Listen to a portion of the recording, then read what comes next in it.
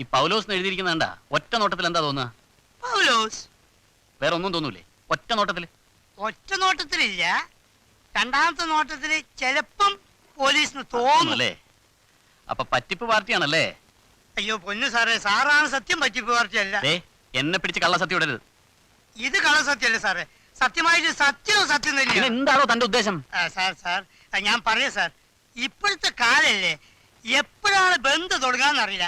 കഴിഞ്ഞ മാസം തന്നെ ടോട്ടൽ 29 ദിവസവും ബന്ധവും സ്ട്രൈക്കും ലാത്തി ചാർജും അടിപിടിയും തീവെപ്പൊക്കെ ആയിരുന്നു.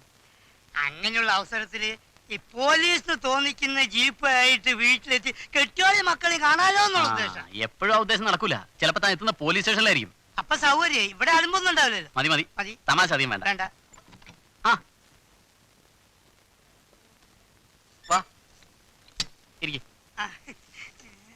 തന്റെ അടുത്തൊരു ശുപാർശയായിട്ട് വന്നതാ. എന്താണ്? ഈ മിലിറ്ററി അച്ചായൻ. ഇയാൾ ആള് ഭയങ്കര ഫ്രോഡാണല്ലോടാ. പാവടാ, നിറക്കിവിട്ടത്. താൻ ആ വണ്ടിയുടെ പേര് മാറ്റേ, വല്ല ഇനിഷ്യൽ ഉണ്ടെങ്കിൽ അത് എഴുതി ചേർക്കുക, എന്തെങ്കിലുമൊക്കെ ചെയ്. അല്ലാതെ ഞാൻ ആ വണ്ടി റോട്ടിൽ കാണരുത്.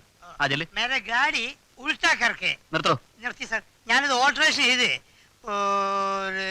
സൈക്കിൾ അടിച്ചോ മറ്റൊരു വാഹനം ആക്കിക്കോളാം സാർ. മതി ചെല്ലേ. പിന്നെ ഇനി വെയിറ്റ് ചെയ്യണ്ട, ഞാനൊരു 2 പാക്കറ്റ് പോട്ടെ സാർ. പിന്നെ പറ.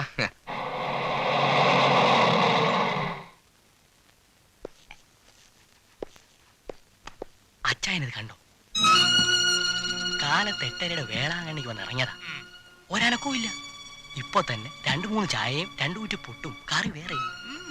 കണ്ടിട്ട് എന്തോ ഒരു കള്ളന്റെ ലക്ഷണമുണ്ട്. ആരാ?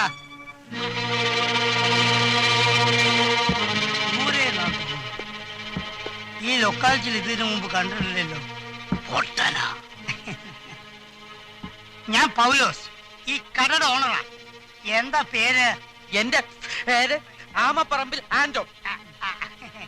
ഇവിടെ എന്താ? ഞാൻ ആ ചീരങ്കണ്ട തിട്ടിച്ചനെ ഒന്ന് കാണാൻ വന്നതാ. എന്താണാവോ കാര്യം? വെറുതെ ചോദിച്ചതാ, പറയണ്ട. ഏയ് അതല്ല, വെറുതെ വഴി കണ്ടവരോട് വിടുവാ പറഞ്ഞ് വന്ന കാര്യം കൊളമാക്കരുതെന്ന കുട്ടപ്പൻ പ്രത്യേകം പറഞ്ഞു വിട്ടിരിക്കുന്നത്. ഞാനൊരു പരുക്കനായിട്ട് അഭിനയിക്കുക. അത് ശരി. അതെ, എന്റെ അമ്മച്ചി ചീരം കണ്ടെത്തിയാ ഇട്ടിച്ചന്റെ ഊത്തത്. അവരെന്റെ അപ്പച്ചനെ കെട്ടി ഇവിടുന്ന് ഒളിച്ചോടി പോയതാ. Love marriage. ന്യായമായി ഞങ്ങൾക്ക് കിട്ടേണ്ട സ്വത്തുണ്ട്. അതെ. അപ്പച്ചൻ മരിച്ച ശേഷം അമ്മച്ചി വലിയ കഷ്ടത്തില. അമ്മച്ചി ഒരു എഴുത്തയച്ചന് ഇട്ടിച്ചന്റെ മറുപടി ഒന്നും കണ്ടില്ല. അപ്പൊ കുട്ടപ്പനാ പറഞ്ഞത് ഇട്ടിച്ചന്റെ അടുത്ത് എന്ന് ചോദിക്കാൻ. ഈ ഷർട്ടും മുണ്ടും കുട്ടപ്പൻ വാങ്ങിച്ചു തന്നതാ. ഇത് എന്തിനായി കത്തി? എല്ലാം കുട്ടപ്പന്റെ ഐഡിയ. മര്യാദക്ക് ചെന്ന് വീതം ചോദിച്ചാൽ ഇട്ടിച്ചൻ കുലുങ്ങലെന്നാ കുട്ടപ്പൻ പറയുന്നത്. എന്റെ വീതം തരുന്നു. അങ്ങനെ വരട്ടേണ്ട രീതിയൊക്കെ നല്ലോണം പഠിച്ചാ ഞാൻ വന്നിരിക്കുന്നത്. പിന്നെ ഇതുകൊണ്ട് മാത്രം കാര്യമായില്ല, പോറേണ്ട വല്ല അവസരം വന്ന് ആയങ്ങ് പൂറിയേക്കണം. എന്റെ അമ്മച്ചിന് അപ്പന്റെ സ്വത്തിന്റെ വീതം എന്റെ അമ്മച്ചിക്ക് കിട്ടാനുള്ളതല്ലേ? മര്യാദക്ക് അതിങ്ങ് തരണമെന്നാണ് ഞങ്ങൾ പറയണത്. ഓഹോ, അമ്മയുടെ വീതം മേടിക്കാൻ വന്നിരിക്കുക? അതെ. പിച്ചാത്തിയായിട്ടോ? പിച്ചാത്തി കുട്ടപ്പൻ അഭ്യാസമൊക്കെ അറിയാം. മര്യാദക്ക് എന്റെ അമ്മച്ച വീതം തരാനാ പറഞ്ഞത്. റബ്ബർ വെട്ടാൻ നിന്നവനോട് ഒളിച്ചോടിപ്പോയ നിന്റെ അമ്മയെ അന്ന് എന്റെ കൈ കിട്ടിയിരുന്ന കൊടുത്തു വിട്ടനെ. കുടുംബത്തിന് നാണക്കേടുണ്ടാക്കിയ ഒരുമ്പെട്ടോള്. ഇറങ്ങി പോടാ. പോയി നിന്റെ തന്തണ്ടല്ലോ, അവനേക്ക് പറഞ്ഞു വിട്, കൊടുത്തു വിടാം. ചത്തു എന്റെ അപ്പനെ പറഞ്ഞോണ്ടല്ലോ. പറഞ്ഞാ നീ എന്നാ ഇവിടെ ചേറ്റപ്പട്ടി കത്തിക്കട.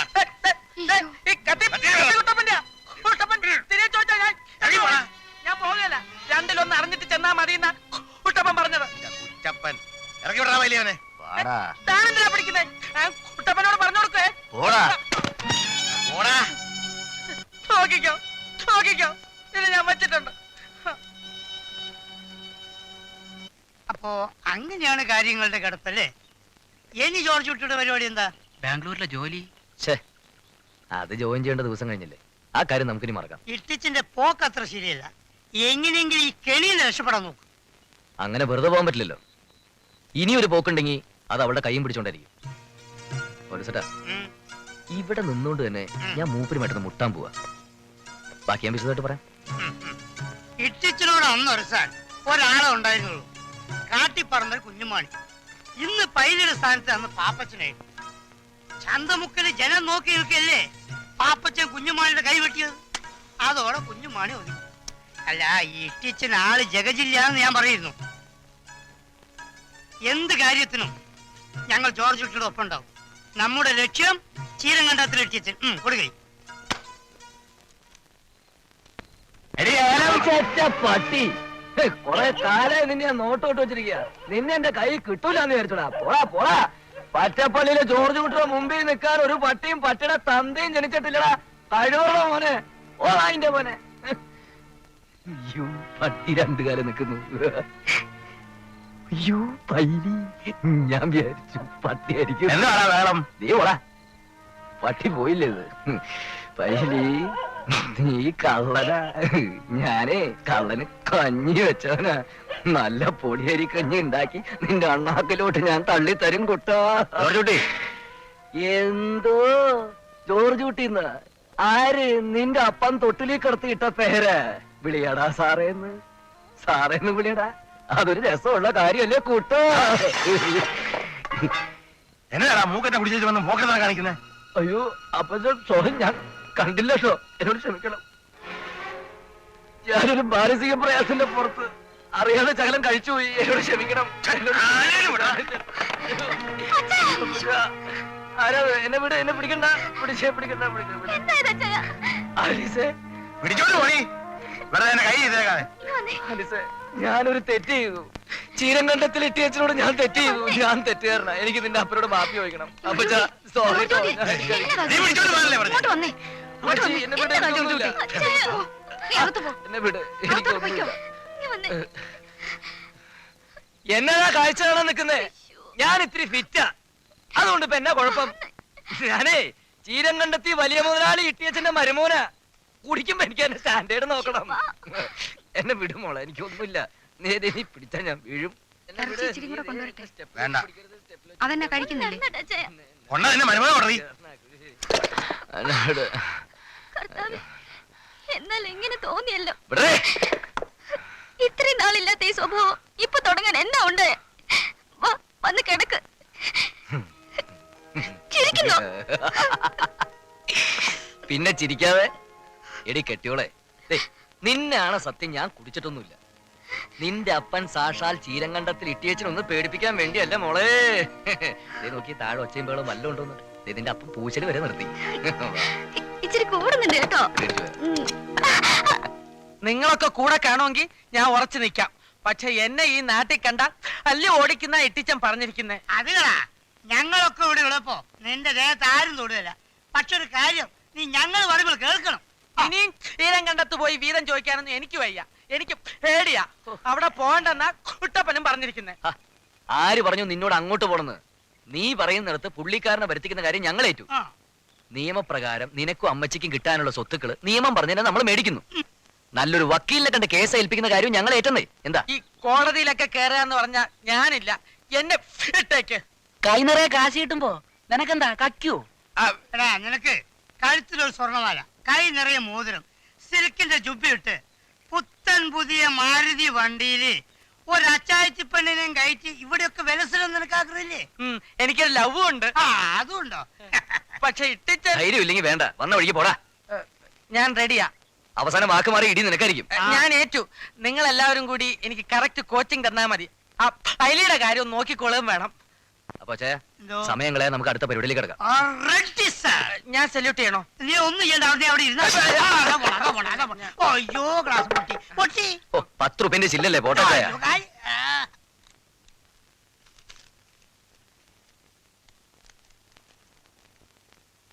എന്നതാ ഇത്?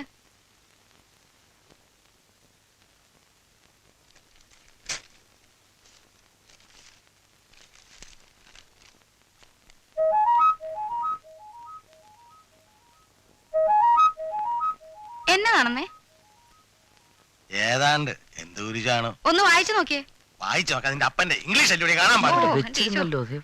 മോനെ, എന്താ അമ്മച്ചി?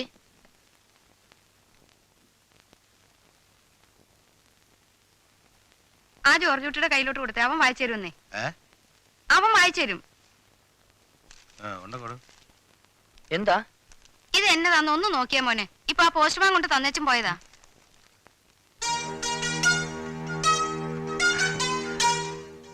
Mr. Tietjen.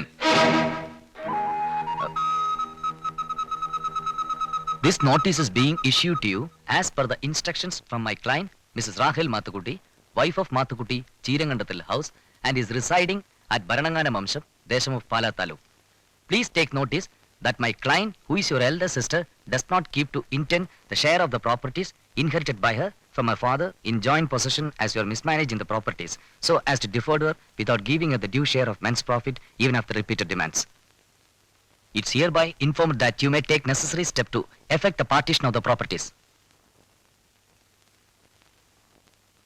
shown in the margin and to put my client in possession of her share with the men's profits within 1 month from the date of receipt of this notice, failing which my client will be taking appropriate legal actions against you, and in that event you will be held liable for all the incidental expenses of my client, including the legal charges of this notice. ഇതാണ് സംഭവം. മനസ്സിലായ? English പഠിച്ച ഇങ്ങനെയൊക്കെ ചില ഗുണങ്ങൾ കൂടിയുണ്ട് അല്ലേ അമ്മച്ചി? ആ വക്കീൽ നോട്ടീസാ. ആന്റോട് അമ്മച്ചി അവരുടെ വീതവും അതിൽ നിന്ന് ഇത്രയും കാലെടുത്ത ആദായവും തിരിച്ചു കിട്ടാൻ വേണ്ടി കൊടുത്തിരിക്കുന്ന കേസാ. വക്കീലാരാണ് നോട്ടെ. അയ്യോ എന്റെ അമ്മോ, എന്നാടാ? വാസുദേവ മേനോൻ ഉഗ്രം വക്കീലല്ലേ? നടത്തി എല്ലാ കേസും ജയിച്ചിട്ടേ ഉള്ളൂ. ഓ, ഒരു ചക്ക വീണപ്പോ മൊയലി എത്തുന്ന വിചാരിച്ച എല്ലാ ചക്കയ്ക്കും അങ്ങ് മൊയലിയാകും. ഇത് ചക്കയും മോയിലൊന്നും അല്ല, തൊഴുത്തിപ്പറമ്പൻ ജോസിനെ തൂക്കാൻ വിധിച്ച വക്കീല. അങ്ങനെ ജയിക്കുന്ന ഉറപ്പുള്ള കേസേ മൂപ്പരെടുക്കൂ. എന്താവൂ എന്തോ. ഈശോ, ഇയാളെപ്പോ വന്നു ചോദിച്ച കേട്ടില്ലേ? ഞാനെപ്പോ വന്നാലും എനിക്കെന്താ ഈ ചായക്കട തന്റെ വകയൊന്നും അല്ലല്ലോ. ഇയാളെന്താ ഉടക്കുന്നേ? വന്നേ, ഇട്ടിച്ചും വിളിക്കുന്നു. വേണ്ട, അന്ന് തന്നോലെ തരാനല്ലേ, ഞാൻ എങ്ങോട്ടേക്കും ഇല്ല. വാടാ പന്നി. വാടാ പട്ടി. അച്ഛനെന്താ വിളിക്കുന്നേ? അച്ഛനാ എന്നെ കൊണ്ടുവന്നു. എന്നെ മർദ്ദിക്കാൻ കൊണ്ടുപോണേ, ബലപ്രയോഗം നടത്തുന്നേ, എന്നെ മർദ്ദിക്കുന്നേ. അയ്യോ അയ്യോ. സാറേ, വെറുതെ ഇരുന്ന് എന്നെ പൊക്കിക്കൊണ്ടുപോവാ സാറേ. എന്താടാ ആളെ പൊക്കിക്കൊണ്ടുപോവാൻ? ഗുണ്ടായിസാ? ഇട്ടിച്ചൻ വിളിച്ചോണ്ട് എല്ലാം പറഞ്ഞിട്ടാ. ആരാണ് നിന്റെ ഇട്ടിച്ചൻ? എന്നെ ഈ നാട്ടിൽ നിന്ന് ഓടിക്കാനുള്ള പരിപാടിയാ സാറേ.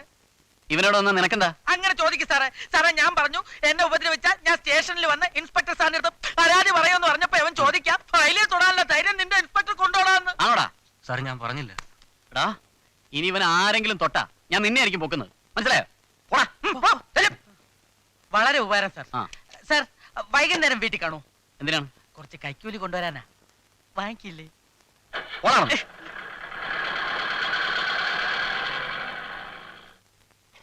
മതിയോ?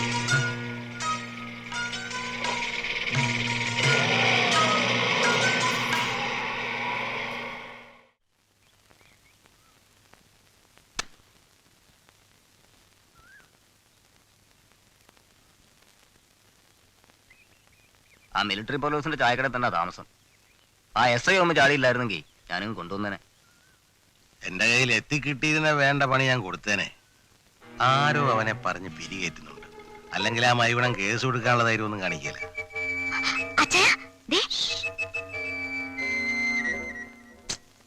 വർഗീസ് സാറിനെ ആൻഡോയുടെ അടുത്ത് അയച്ചിട്ട് എന്തായി?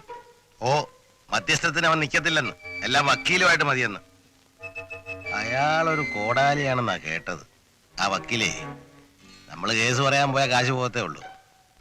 ആ വക്കീലിനെ ഒന്ന് പിടിക്കാൻ എന്താ മാർഗമെന്നാ ഞാൻ ചിന്തിക്കുന്നത്. അയാളോട്ട് അടുപ്പമുള്ള ആരെങ്കിലും ഉണ്ടായിരുന്നെങ്കിൽ. അലിസേ, നിന്റെ അപ്പച്ചനോട് പറ വാസുദേവൻ വക്കീലിന് എനിക്ക് പരിചയമുണ്ടെന്ന്.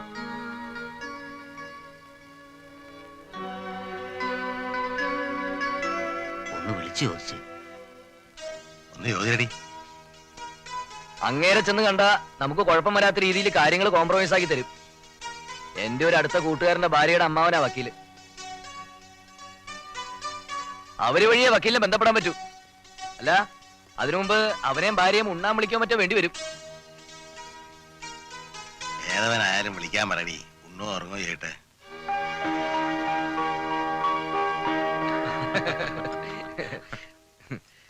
മാരേജ് കഴിഞ്ഞ പിന്നെ ഇത്രയും നല്ല ലഞ്ച് ഞങ്ങൾ ആദ്യമായിട്ട് കഴിക്കുകയാണ്. ആലീസ് ഇരിക്കുന്നില്ലേ? ഞാൻ പിന്നെ ഇരുന്നോളാം. വാടി ഇങ്ങോട്ടിരിക്കേ.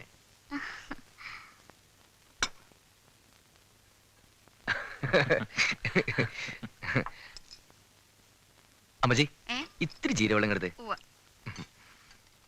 ആ നീ എന്താ ഒന്നും കഴിക്കാത്ത ആ ചിക്കൻ എടുത്തേ. കഴിക്കാം. അപ്പച്ചാ ആ ചിക്കൻ്റെ ഒരു 2 പീസ് എടുത്ത് കൊടുത്തേ.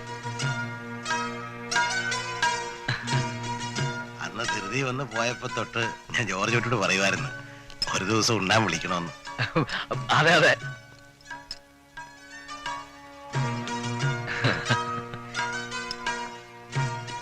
അപ്പച്ചാ ആ ചറൊന്നെടുത്തേ.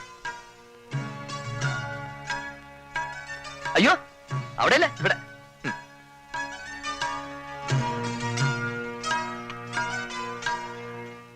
കേട്ടോ പ്രകാശ്, അപ്പച്ചൻ ആരെങ്കിലും വിളിച്ച് സൽക്കരിക്കുക എന്നുള്ളത് എന്ത് ഇഷ്ടമുള്ള കാര്യമെന്നോ. എന്നിട്ട് സ്വന്തം കൈ കൊണ്ട് വിളമ്പി കൊടുക്കുക, അത് വലിയ സന്തോഷാ. അന്ന് കണ്ടപ്പോ ഞാൻ വിചാരിച്ചത് അങ്കിള് വലിയ ഗൗരവക്കാരനാണെന്നാ. ഏയ് അത് ഞാൻ നിന്നോട് പറഞ്ഞില്ലടാ. എങ്ങനെ വളച്ചടാ നീ ഇങ്ങനെ? വളഞ്ഞു തുടങ്ങണല്ലേ ഉള്ളൂ. എന്നതാ പറയുന്നേ? ഏയ് ഞങ്ങളെ കേസിന്റെ കാര്യം പറയാ. അതെ അതെ. അപ്പച്ച പ്രകാശന് ചപ്പാത്തി എന്താന്ന് വെച്ച് കൊടുക്കുന്നു. കഴിക്ക്. തീർന്നില്ല, മതി. ഇതുവരെയുള്ള കാര്യങ്ങളൊക്കെ വളരെ ഭംഗിയായി. ഇനിയുള്ള ഓപ്പറേഷൻസ് വളരെ സൂക്ഷിച്ചു നടത്തും. അയ്യോ ആർക്കും ഓപ്പറേഷൻ? അയ്യോ പോട്ടെ ചായ, ഇവന് പോട്ടെ. കാര്യങ്ങളൊക്കെ ഒത്തുവരികയാണെങ്കിൽ അടുത്ത ആഴ്ച നിന്റെ വീതം കിട്ടും. പിന്നെ എന്താ നിന്റെ പരിപാടി? ആദ്യം എന്റെ മറ്റേ അതെ ആദ്യം മറ്റേ ആദ്യം ഏത് ലവ് മാരേജ്. അതെ നിങ്ങൾക്ക് എന്തെങ്കിലും വേണമെങ്കിൽ പറയാൻ മടിക്കരുത്. ആന്റോയ്ക്ക് കാശൊരു പ്രശ്നമല്ല. പിന്നെ നീ ആ കാശെടുത്ത് അനാദിയാക്കി കളയരുത്. ആദ്യം നാട്ടിലെവിടെയുള്ള ഒരു സ്ഥലം വാങ്ങി സ്വന്തമായിട്ടൊരു പെര പണിയേ. നിന്റെ അമ്മച്ചീനെയും കഷ്ടപ്പെടുത്താൻ നോക്കണേ. അത് പിന്നെ പ്രത്യേകിച്ച് പറയേണ്ട കാര്യമുണ്ടോ അച്ചായ? അമ്മച്ചിക്ക് ഞാനും എനിക്ക് അമ്മച്ചി മാത്രമേ ഉള്ളൂ. തരപ്പെടുമെങ്കിൽ ഈ നാട്ടിൽ തന്നെ ഒരു വീട് വെക്കണമെന്നാ എനിക്ക്. നിങ്ങളുടെയൊക്കെ ഒരാളായി ഇവിടെ തന്നെ അങ്ങ് കൂടാൻ പോകാൻ ഞാനും. നല്ല കാര്യമല്ലേ അല്ലേ മിലിട്ടറി? അതൊക്കെ അവിടെ നിൽക്കട്ടെ. ഇട്ടിച്ചിന്റെ നേർക്ക് അടുത്തയക്കേണ്ട മിസൈൽ ഏതാണ്? സ്കഡ് വേണോ പാട്രിയറ്റ് വേണോ? ഏതായാലും റെഡി ഫോർ അറ്റാക്ക്. ലീനാമ്മയുടെയും പിള്ളേരുടെയും കാര്യം എന്നും ഇവിടെ ഇങ്ങനെ കഴിഞ്ഞാൽ എങ്ങനെ? എന്റെ വീട്ടിലോട്ട് അവളെയും കൊണ്ടുപോയാ അവളും പെങ്ങന്മാരും കൂടി ചേരത്തില്ല. ഒരു പുരയിടം ഞാൻ കണ്ടുവച്ചിട്ടുണ്ട്, കുറച്ച് കിഴക്കോട്ട് മാറിയാ. അളിയൻ അവളുടെ വീതം എടുത്തോ, എനിക്ക് കാശായിട്ട് മതി. ഇത്രയും കാലം നീ ഇങ്ങനൊരു ആവശ്യം പറഞ്ഞില്ലല്ലോ. ഇപ്പൊ എന്തുവാ കെട്ടിയോളം പിള്ളേരെ ഓർമ്മിക്കാൻ സ്വത്ത് കിട്ടുകയെന്ന് പേടിച്ചാ? അതല്ല, എല്ലാം കൂടി നോക്കി നടത്തി അളിയൻ കുറെ ബുദ്ധിമുട്ടുകയാണല്ലോ എന്ന് വിചാരിച്ച. ആ മനസ്സിലായി മനസ്സിലായി. നിങ്ങളെ കെട്ട് കിടക്കുമ്പോ അവിടെ വേല എഴുതി വെച്ചതെല്ലാം ഇവിടെ തന്നെ ഉണ്ട്. ഞാനിടത്ത് തിന്നിട്ടൊന്നുമില്ല.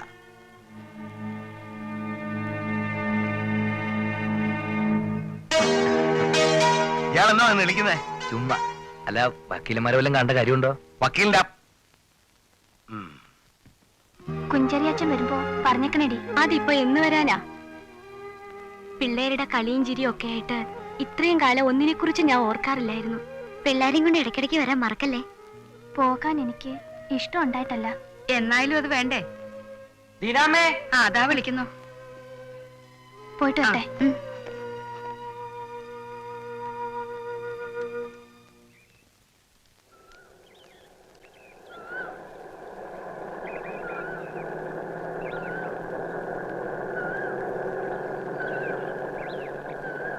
ആ മിലിറ്ററി പൗലോസിന്റെ കടയിലോട്ടാ. അവിടെ അപ്പൊ കമ്പനി. ആൻഡോ ഇപ്പൊ അവിടെ ക്യാമ്പ്. അയാളെ കുത്തിപ്പൊക്കി വിട്ടത് പൗലോസും ജോർജ് കുട്ടിയും കൂടി ആവുന്നൊരു സംശയമുണ്ട്.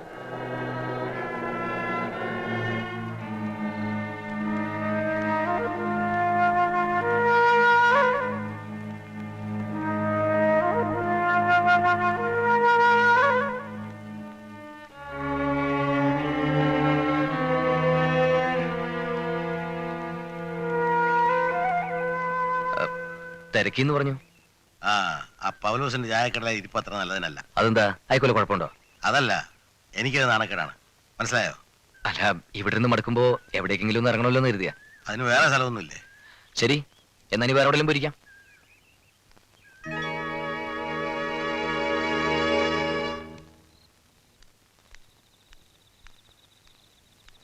അവളെന്തിയടാ? അകത്തുണ്ട്. വിളിക്ക്. ചെന്ന് വിളിക്കടാ. വിളിച്ച പുള്ളിക്കാരൻ വഴക്ക് പറയും. ഏത് പുള്ളിക്കാരൻ? മുതലാളി ചീരങ്കണ്ടതെ ചീരങ്കണ്ടത്തിലെ ജോർജ് കുട്ടി. ആരെങ്കിലും വന്നാ പൊക്കോളാൻ പറയാൻ ചേച്ചി വന്നിട്ടുണ്ട്. ആഹാ. നാളെ അവളെ നാട്ടിൽ കണ്ടുപോരുത്. വാ.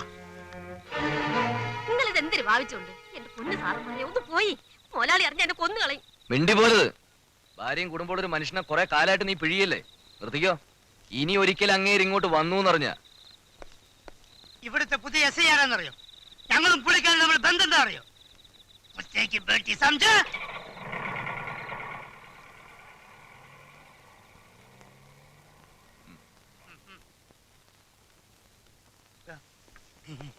ഞാൻ പോട്ടെ, സൗകര്യം പോലെ വരാം. അച്ചായോ ആ അല്ല, ഒന്ന് പറഞ്ഞ് മനസ്സിലാക്കി കൊടുക്കണല്ലോ. ഞാൻ പോട്ടെ മോളെ.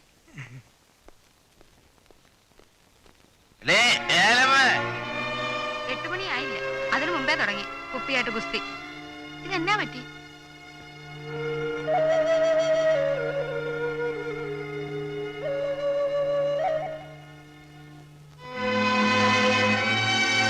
അലിസേ,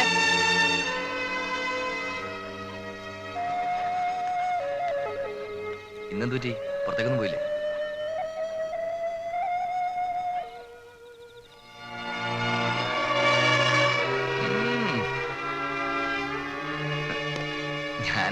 ഞാൻ ചുമ്മാ ഒന്ന് കറങ്ങാൻ പോയത്. ആ, നീ ഇതിൽ വെള്ളം ചൂടാക്കി ഒന്ന് കുടിക്കണം. ഭയങ്കര ക്ഷീണം. എവിടെ പോയിരുന്നു? പിന്നെ എവിടെയെങ്കിലും പോവാതെ. ചേട്ടാ, ഇത് വലിയ കഷ്ടമായല്ലോ. എന്തെങ്കിലും ഒരു തൊഴിൽ ചെയ്ത് ജീവിക്കാനുള്ള സ്വാതന്ത്ര്യം എനിക്ക് വീട്ടിലുണ്ടോ? ഉണ്ടോ? ഇല്ലല്ലോ. പിന്നെ വൈകുന്നേരം ഒന്ന് കാറ്റ് കൊള്ളാൻ പുറത്തിറങ്ങാന്ന് വെച്ചാ എവിടെ പോയി ഇത് എത്ര പേരോട് സമാനം പറയണത്? അല്ല, എനിക്ക് അറിയാൻ മേലാണ്ട് ചോദിക്കുക. പിന്നെ എന്തോട് തേങ്ങക്കാടി എന്നെ വീട്ടിനകത്ത് കുഴിച്ചു മൂടിയേക്കണേ?